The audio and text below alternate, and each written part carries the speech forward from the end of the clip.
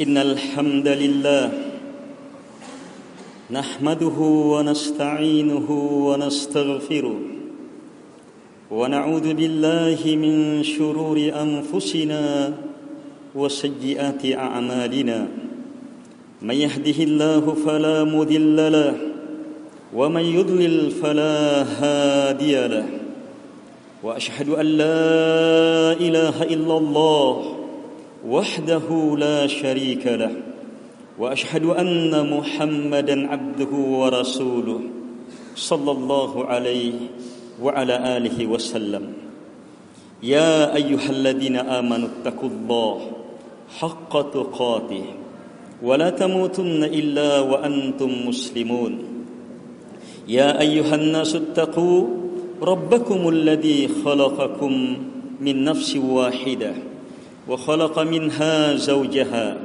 وبث منهما رجالا كثيرا ونساء واتقوا الله الذي تساءلون به والأرحام إن الله كان عليكم رقيبا يا أيها الذين آمنوا اتقوا الله وقولوا قولا سديدا يصلح لكم أعمالكم ويغفر لكم ذنوبكم ومن يطع الله ورسوله فقد فاز فوزا عظيما أما بعد Ma'asyiral muslimin, jamaah Jumat yang dimuliakan oleh Allah Subhanahu wa taala. Saat ini kita berada dalam nikmat yang tak terhingga.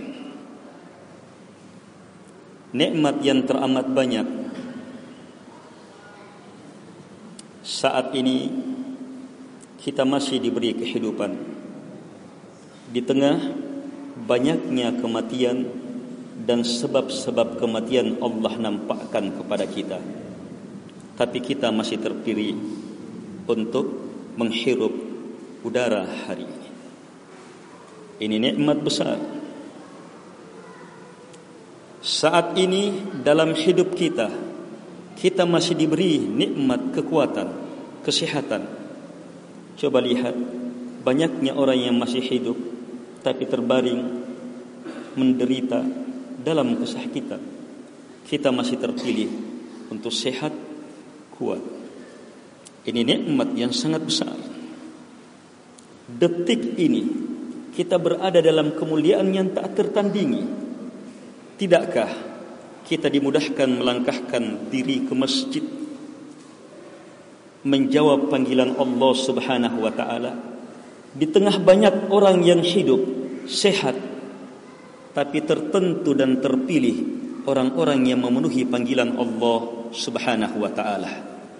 Keberadaan kita di rumah dari rumah-rumah Allah Subhanahu wa taala juga merupakan nikmat tersendiri yang sangat besar. Mendengar khutbah adalah ibadah dan itu kemuliaan tersendiri. Beragam nikmat dalam satu waktu Allah curahkan kepada kita. Syukurilah nikmat itu. Pasti Allah akan tambah.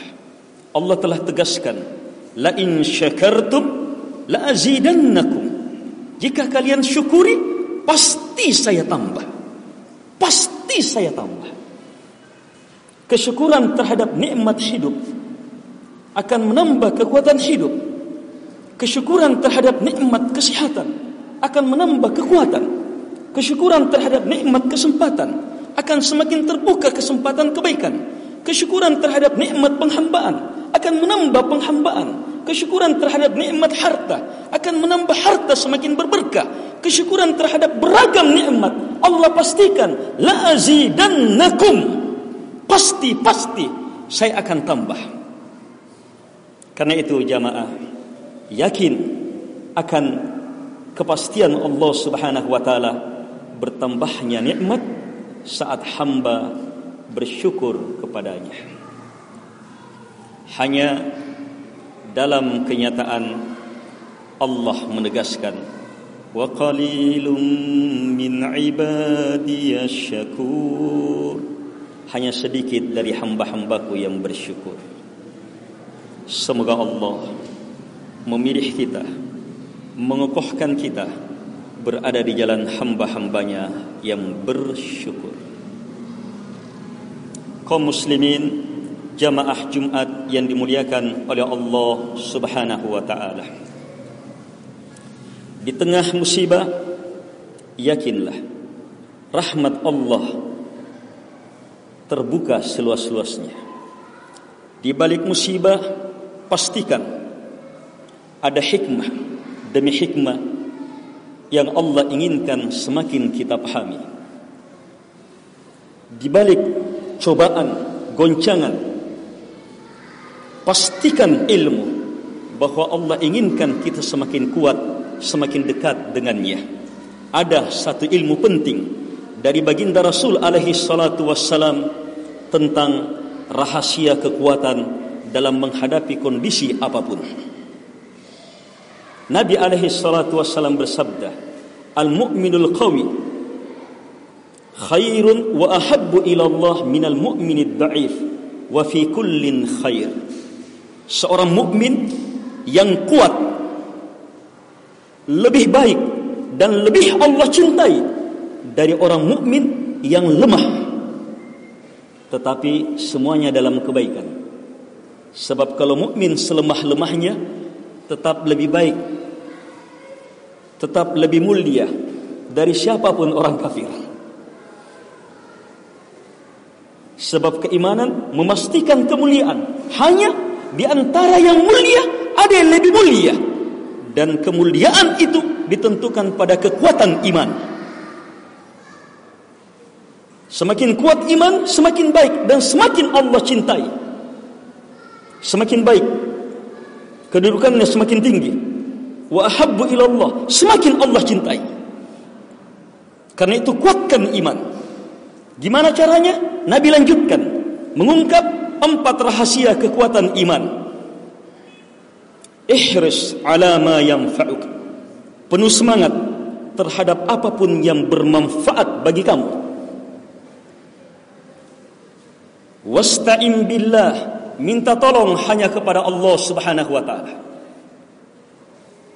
Wala ta'jaz, yang ketiga, jangan sekali-sekali pernah melemah.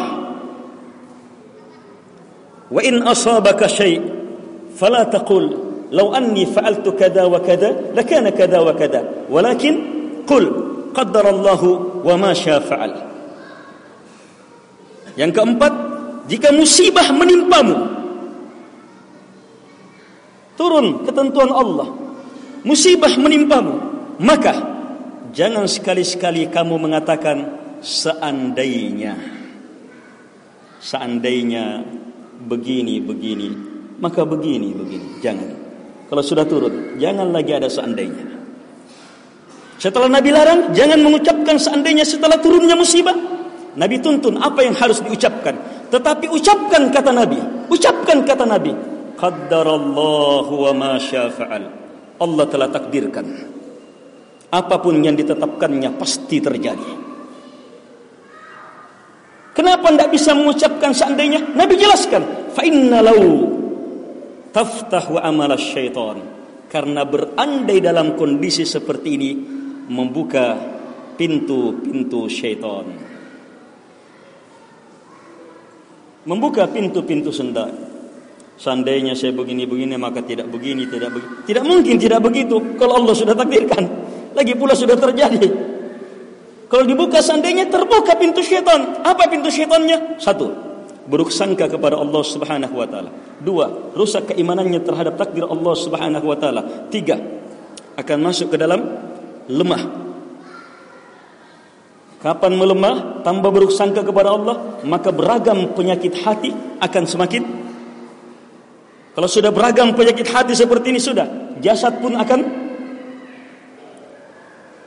sampai akhirnya digiring oleh syaitan untuk menjadi munafik, menjadi kafir, menjadi musyrik, ingkar kepada Tuhan.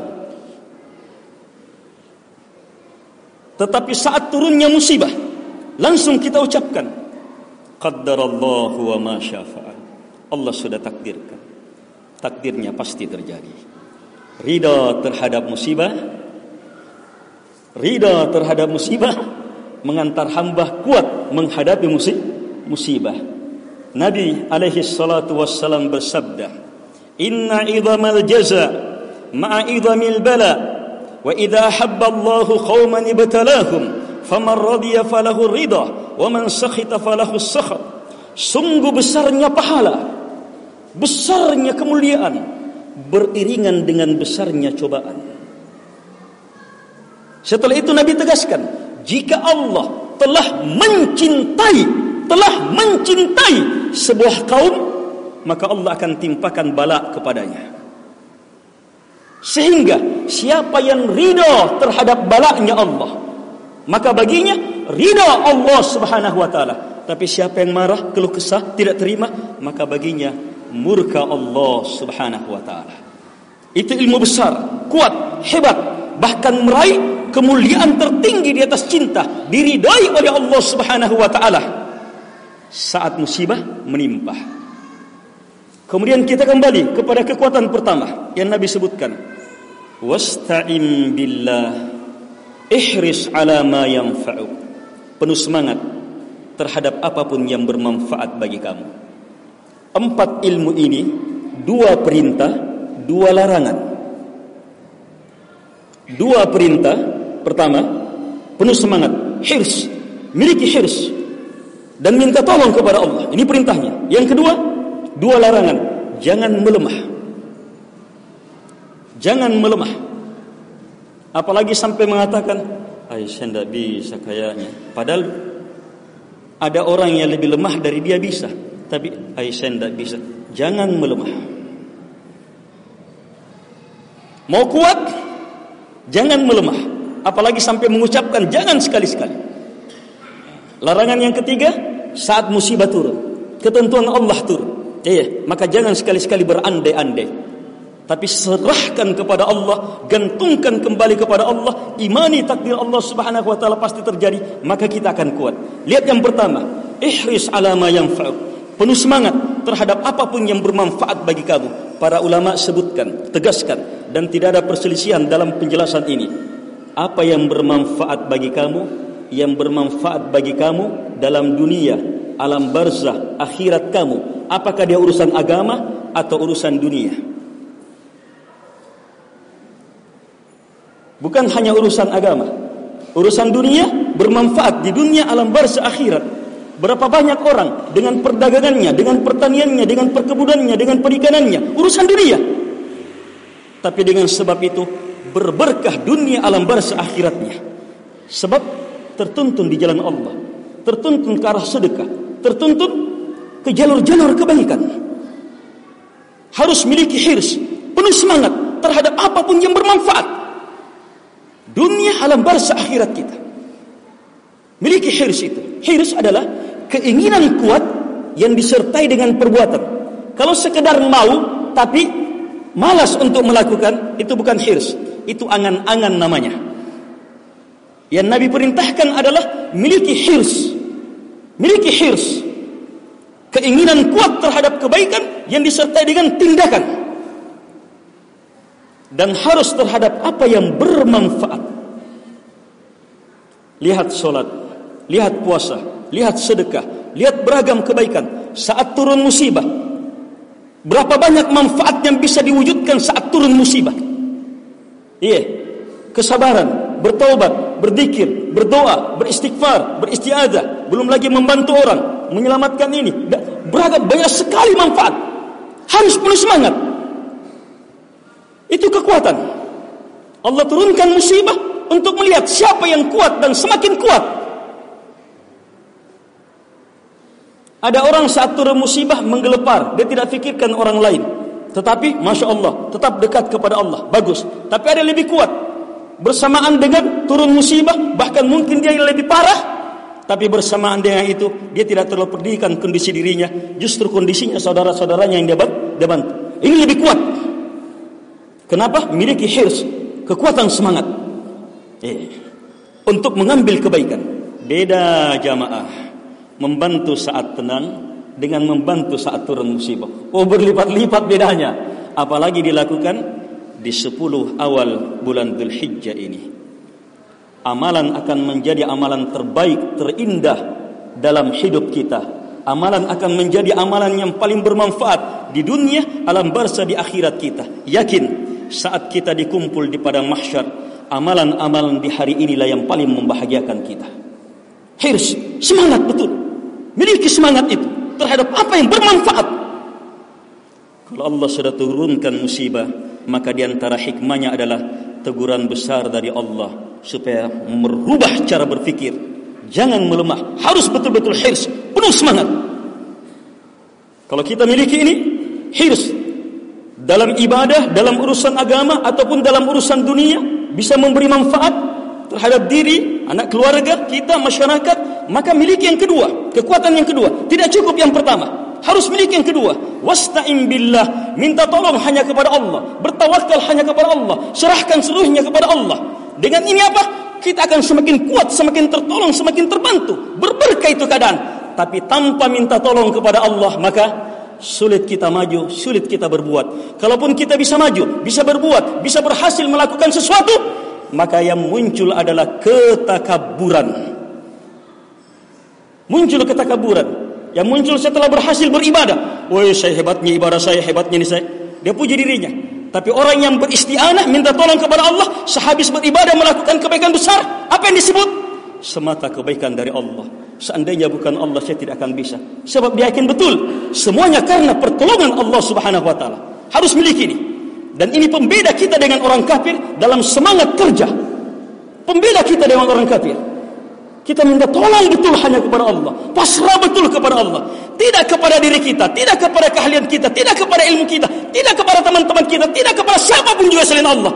Tapi syiar kita adalah la haula wala quwwata illa billah. Tidak ada daya, tidak ada kekuatan kecuali hanya kepada Allah Subhanahu wa taala.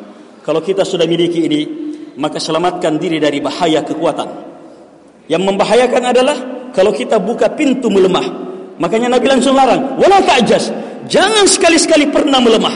Jangan melemah. Walaupun kita sakit catat, jangan melemah. Insyaallah. Ada niat di dalam. Kalau saya sehat, insyaallah. Jangan melemah. Semoga insyaallah, ya Allah bantulah, ya Allah, ya Allah. Jangan, tidak bisa saya, padahal bisa. Jangan melemah. Sebab kapan terbuka pintu melemah, kekuatan yang sudah kita kumpul akan berkurang, digerogoti oleh syaitan. Sampai akhirnya kita tinggalkan kebaikan. Jangan melemah. Yang terakhir, bagaimanapun semangat kita, bagaimanapun minta tolongnya kita, bagaimanapun kita tidak pernah melemah. Tapi kalau takdir turun, maka pasti terjadi. Saat terjadinya takdir, Allah mempersiapkan kekuatan. Kekuatan apa?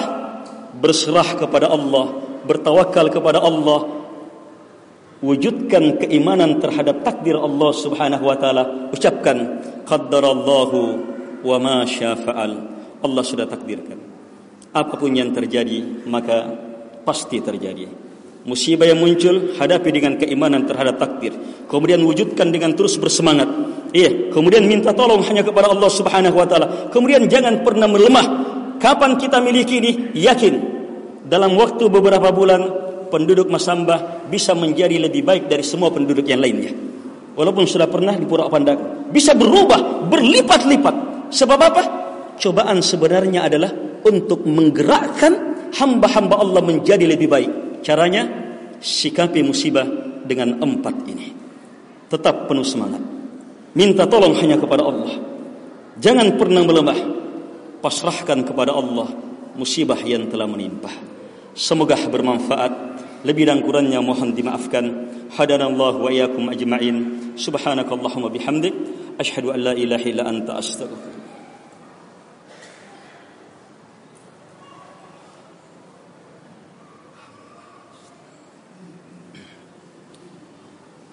Alhamdulillah, wassalatu wassalamu ala Rasulillah wa ala alihi wa ashabihi wa man tabi'ahum bi ihsan ila yaumil qiyamah. Amma ba'd. Sebelum saya tutup khutbah ini, saya ingatkan diri saya dan kepada jamaah, kullu nafsin dha'iqatul maut. Setiap jiwa pasti akan merasakan kematian. ada banyak yang meninggal tanpa musibah. Jangan pernah merasa aman. Kematian setiap saat bisa datang. Karena itu jamaah, saat-saat datangnya musibah, saat-saat datangnya kematian adalah perkara yang harus diwaspadai. Aktiru min dzikri hadimil ladzat, kata Nabi. Perbanyak kalian mengingat hancur kelezatan kematian itu. Ingat-ingat itu. Apalagi di tengah musibah, banyaknya kematian. Masih ada yang belum didapatkan. Belum lagi di daerah lain banyak sekali kematian. Allah inginkan kita ingat kematian. Tiap saat akan tiba saatnya kita terbujur kaku, dimandikan dan dikafani. Akan tiba saatnya kita diantar ke masjid untuk disolati, dinaikkan ke geranda, diantar ke kubur. Akan tiba masanya kita dimasukkan ke liang lahat, ditutup dengan papan atau dengan batu, dengan tanah. Sebelum datang saat-saat itu jamaah, maka bersiaplah, dan tak ada persiapan kecuali jadilah seorang muslim, hamba Allah yang sebenarnya. Itulah ancaman Allah, wala tamutunna illa wa antum muslimun. Jangan coba-coba meninggal kecuali kalian hanyalah sebagai seorang muslim. Jadi muslim tidak ada jaminan kita bisa murtad, melakukan perbuatan yang membatalkan Islam. Tidak ada jaminan. Karena itu setelah Allah pilih Islam kepada kita, maka semakin kuatlah. Dengan cara apa tadi? Terus semangat berislam, terus minta pertolongan kepada Allah, jangan pernah melemah. Dan kalau terjadi musibah, serahkan kepada Allah. Inilah hidup seorang muslim. Hidup ini hebat, kuat, lagi indah. Semoga bermanfaat. Lebih dan kurangnya mohon dimaafkan. Allahumma ghfiril muslimina wal muslimat al-ahya'i minhum wal amwat. Allahumma inna nas'aluka bi anna lakal hamd la ilaha illa antal mannan badi'us samawati wal ard ya dzal jalali wal ikram ya hayyu ya qayyum an tarzuqana ilman nafi'a wa amalan mutaqabbala wa qalban khashi'a wa da'watan mustajabah. Allahumma inna nas'aluka al-huda wat tuqa والعفاف والغنى. اللهم إنا نسألك حبك وحب من يحبك وحب عمل يقربنا إلى حبك إنك أنت السميع العليم والجواد الكريم. وصلى الله على محمد وعلى آله وصحبه وسلم تسليما كثيرا وآخر دعوانا أن الحمد لله رب العالمين.